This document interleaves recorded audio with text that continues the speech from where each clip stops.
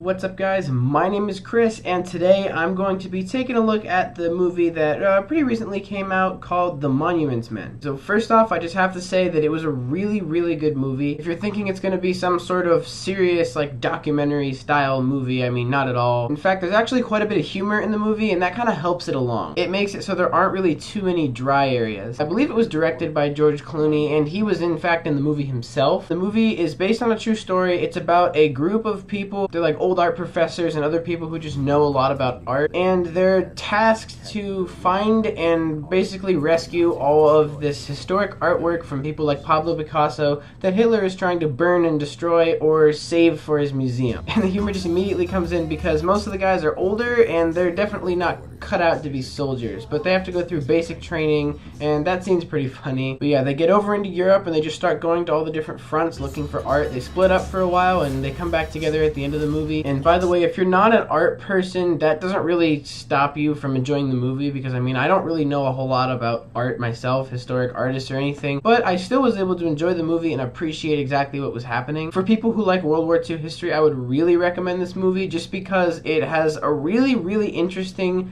backstory that most other movies and books and stuff don't really talk about with World War II. They don't really talk about the paintings and all the artwork and the culture that was destroyed by Hitler. A lot of them just talk about the lives. So this takes an interesting side to that entire World War II conflict, which to me is really interesting. I also thought the emotion that was thrown at you in the movie was pretty ranged as well, because you get to these moments where it's really serious, and then you go from serious to funny, and then funny to sad, and then back to funny, and then back to serious. It just goes all over the place, and that's pretty cool when movies do that. It's definitely a movie I would recommend seeing if you are a big history buff. If not, that's okay. You'll still enjoy it too. If you know a little bit something about like Hitler and the Holocaust and everything, you'll enjoy the movie. So if I had to rate this movie, I would probably give it an 8 out of 10, just because it's not the most family movie. I mean, it is, like, not as far as content, just as far as the fact that it's more of a history movie. So I mean, if you don't really like history a lot, then you might not necessarily appreciate it as much as someone who loves history. As far as the movie content itself, it's a really great movie, and I would definitely recommend that you go see it. So that pretty much wraps up this review, guys. I hope this review helped you guys make your decision when you go to buy your movie tickets. My name is Chris, and I'll catch you guys